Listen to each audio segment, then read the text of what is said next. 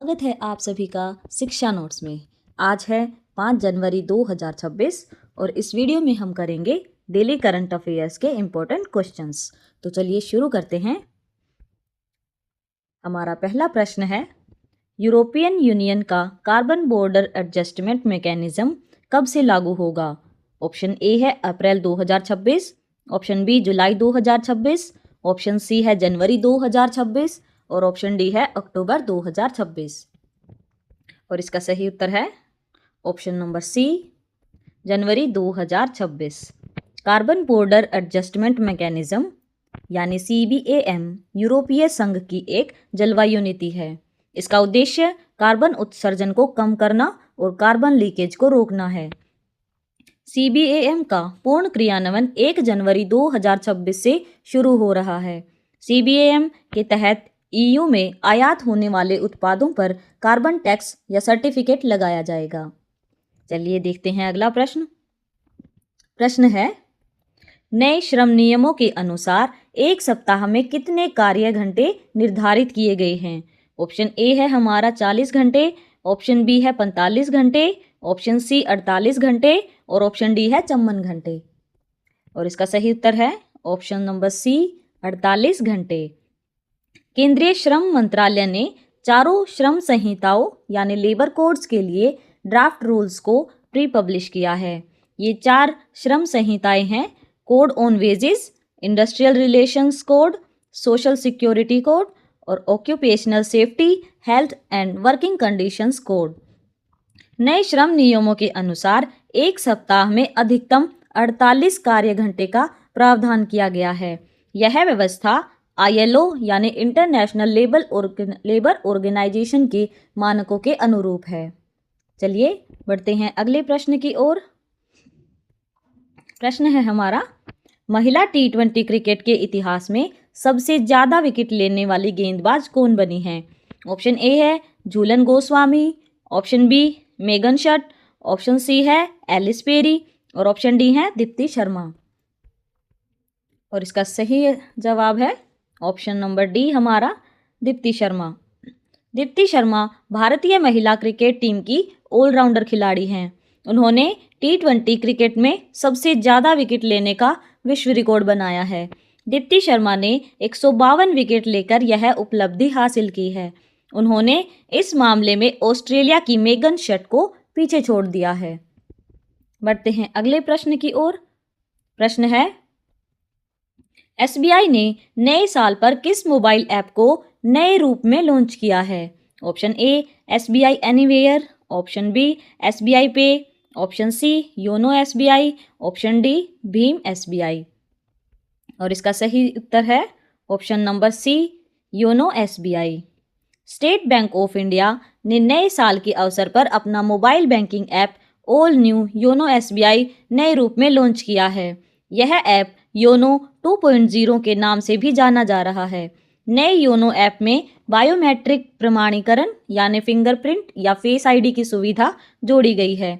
इसमें secure lock feature दिया गया है जिससे ऐप की सुरक्षा और मजबूत होती है। चलिए देखते हैं अगला प्रश्न। प्रश्न है, बेयोंसे दुनिया की कौन सी सबसे अमीर महिला सिंगर बनी है? ऑप्शन ए तीसरी, ऑप्शन बी चौथी, ऑप्शन सी पांचवी और ऑप्शन डी छठी। और इसका सही उत्तर है ऑप्शन नंबर सी हमारा, पांचवी। अमेरिकी मशहूर सिंगर बेयोंसे आधिकारिक तौर पर अरबपति बन गई हैं। बेयोंसे की कुल संपत्ति अब लगभग 8,300 करोड़ हो चुकी है, जो कि लगभग $1 बिलियन से अधिक होती है। वह दुनिया की 5वीं सबसे अमीर महिला सिंगर बन गई हैं। फोर्ब्स मैगजीन ने उन्हें अरबपति सिंगर्स की सूची में शामिल किया है। देखते हैं अगला प्रश्न। प्रश्न है, वॉरेन बफे किस कंपनी के जरिए दुनिया के महान निवेशक बने? Option A BlackRock, option B है वैंगार्ड, ऑप्शन सी है बर्कशायर हैथवे, ऑप्शन डी है गोल्डमैन सैच्स। और इसका सही उत्तर है option number C, Berkshire Hathaway. दिग्गज निवेशक वॉरेन बफे 95 वर्ष की आयु में रिटायर हो रहे हैं। उन्होंने लगभग 60 वर्षों तक बर्कशायर हैथवे के CEO के रूप में कार्य किया है। उनके नेतृत्व में बर्कशायर हाथवे का शेयर $19 से बढ़कर लगभग $7,55,400 तक पहुंच गया। बफे ने 11 साल की उम्र में निवेश की शुरुआत कर दी थी। वर्ष 1965 में उन्होंने बर्कशायर हाथवे की कमान संभाली। वॉरेन बफे दुनिया के 10वें सबसे अमीर व्यक्ति हैं। वॉरेन बफे को ओरेकल ऑफ ओमाहा कहा जाता है। देखते हैं अगला प्रश्न। प्रश्न है, सड़क नेटवर्क के मामले में भारत विश्व में किस स्थान पर है? ऑप्शन ए पहला, ऑप्शन बी दूसरा, ऑप्शन सी तीसरा, ऑप्शन डी चौथा। और इसका सही उत्तर है ऑप्शन नंबर बी दूसरा।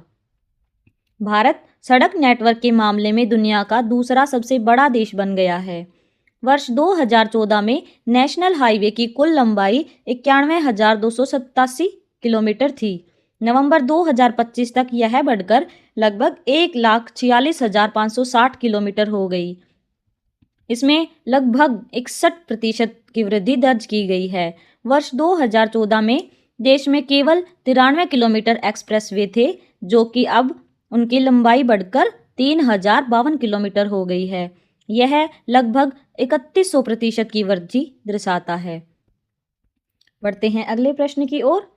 प्रश्न है, हाल ही में गिनी के राष्ट्रपति कौन बने हैं? Option A Alpha Conde, option B Assimi Goita, option C Mamady Doumbouya और ऑप्शन डी है इब्राहिम ट्रोरे। और इसका सही उत्तर है ऑप्शन नंबर सी ममडी डोम्बोया। पश्चिम अफ्रीकी देश गिनी में हुए राष्ट्रपति चुनाव में ममडी डोम्बोया ने 86% वोटों के साथ जीत हासिल की और वे आधिकारिक रूप से निर्वाचित राष्ट्रपति बने। मतदान 28 दिसंबर 2025 को हुआ था। चलिए देखते हैं अगला प्रश्न। प्रश्न है, गोवा का तीसरा जिला कौन सा बना है? Option A Mandovi, option B Kushavati, option C Sal और ऑप्शन डी है जुरी। और इसका सही उत्तर है option number B Kushavati. Goa सरकार ने राज्य के तीसरे जिले कुशावती के गठन को 31 दिसंबर 2025 को आधिकारिक रूप से अधिसूचित किया। यह नया जिला दक्षिण गोवा जिले से अलग करके बनाया गया है। जिले का नाम कुशावती नदी के नाम पर रखा गया है, जिसका सांस्कृतिक और ऐतिहासिक महत्व है। क्यूपेम को नए जिले का मुख्यालय बनाया गया है। बढ़ते हैं अगले प्रश्न की ओर। प्रश्न है, S-350 वित्यास मिसाइल सिस्टम किस देश द्वारा विकसित किया गया है? Option A America, option B Bharat, option C रूस और ऑप्शन डी फ्रांस। और इसका सही उत्तर है ऑप्शन नंबर सी रूस। S-350 वित्यास रूस द्वारा विकसित एक मध्यम दूरी की वायु रक्षा मिसाइल प्रणाली है। इसे रूस की प्रमुख रक्षा कंपनी एलमेस एंटी ने विकसित किया है। यह सिस्टम पुराने S-300PS को रिप्लेस करने के लिए डिज़ाइन किया गया है। Fighter jet, drone, cruise missile और बैलिस्टिक मिसाइल जैसे लक्ष्यों को नष्ट करने में सक्षम है। यह एक साथ 16 हवाई लक्ष्य या 12 बैलिस्टिक लक्ष्य को ट्रैक और नष्ट कर सकता है। देखते हैं अगला प्रश्न। प्रश्न है, हाल ही में फिल्म प्रोत्साहन नीति 2024 के तहत 37 से अधिक फिल्मों और वेब सीरीज की शूटिंग को किस राज्य सरकार ने मंजूरी दी है? Option A Uttar Pradesh, option B Madhya Pradesh, option C Bihar और ऑप्शन डी झारखंड। और इसका सही उत्तर है option number C Bihar. Bihar सरकार ने हाल ही में फिल्म प्रोत्साहन नीति 2024 के अंतर्गत 37 से अधिक फिल्मों और वेब सीरीज की शूटिंग को मंजूरी दी है। इस नीति का मुख्य उद्देश्य बिहार को फिल्म शूटिंग का हब बनाना है। अगला प्रश्न है, बार्क ट्रॉम्बे में भविष्य में भारी तत्वों के निर्माण के लिए किस आइसोटोप का उपयोग किया जाएगा? ऑप्शन ए है प्लूटोनियम 239, ऑप्शन बी है यूरेनियम 235, ऑप्शन सी क्यूरियम 242 और ऑप्शन डी है थोरियम 232। और इसका सही उत्तर है option number C curium 242। Bhabha परमाणु अनुसंधान केंद्र यानी बार्क ट्रॉम्बे में स्वदेशी रूप से तैयार किए गए क्यूरियम 242 आइसोटोप का उपयोग किया गया है। भविष्य में इसी क्यूरियम 242 की मदद से भारी और सुपर हैवी तत्वों के निर्माण की योजना है। क्यूरियम 242 एक रेडियोधर्मी तत्व है और यह एक्टिनॉइड श्रृंखला से संबंधित है। बढ़ते हैं अगले प्रश्न की ओर। प्रश्न है, past present future the dangerous path of disordered history पुस्तक की लेखिका कौन है? Option A Irfan Habib, option B Ramachandra Guha, option C Romila Thapar और ऑप्शन डी है नमित अरोड़ा। और इसका सही उत्तर है option number C Romila Thapar. Past present future the dangerous path of disordered history पुस्तक की लेखिका रोमिला थापर हैं। यह पुस्तक इतिहास के विकृतीकरण और उसके समाज व भविष्य पर पड़ने वाले प्रभावों पर केंद्रित है। बढ़ते हैं अगले प्रश्न की ओर। प्रश्न है, भारत में भूमि शासन को डिजिटल बनाने के लिए हाल ही में किस पोर्टल को लॉन्च किया गया है? Option A digital land portal, option B land stack project portal, option C Bharat land governance portal और ऑप्शन डी है ई लैंड रिकॉर्ड्स पोर्टल। और इसका सही उत्तर है option number B land stack project portal. Bharat में भूमि शासन को डिजिटल और पारदर्शी बनाने के लिए land stack project portal launch किया गया है। पोर्टल का उद्देश्य भूमि रिकॉर्ड, स्वामित्व और प्रबंधन को आसान, तेज और निष्पक्ष बनाना है। डॉक्टर चंद्रशेखर पेमासानी ग्रामीण विकास और पंचायती राज राज्य मंत्री ने इस पोर्टल का उद्घाटन किया। देखते हैं अगला प्रश्न। प्रश्न है, हाल ही में किस केंद्र शासित प्रदेश को पूर्ण साक्षर यानी फुली लिटरेट घोषित किया गया है? Option A Lakshadweep, option B Dadra और नगर हवेली, ऑप्शन सी चंडीगढ़ और ऑप्शन डी पुदुचेरी। और इसका सही उत्तर है option number C Chandigarh. Chandigarh को हाल ही में ULLAS नव भारत साक्षरता कार्यक्रम के तहत पूर्ण साक्षर केंद्र शासित प्रदेश घोषित किया गया। चंडीगढ़ में लगभग 15,000 वयस्क शिक्षार्थियों ने FLNAT यानी foundational literacy and numeracy assessment test pass किया। देखते हैं अगला प्रश्न। प्रश्न है, हिमाचल प्रदेश सरकार ने वर्ष 2026 का कैलेंडर किस थीम पर जारी किया? Option A digital Himachal, option B चिट्टा मुक्त हिमाचल, ऑप्शन सी स्वच्छ हिमाचल और ऑप्शन डी पर्यटन हिमाचल। और इसका सही उत्तर है ऑप्शन नंबर बी चिट्टा मुक्त हिमाचल।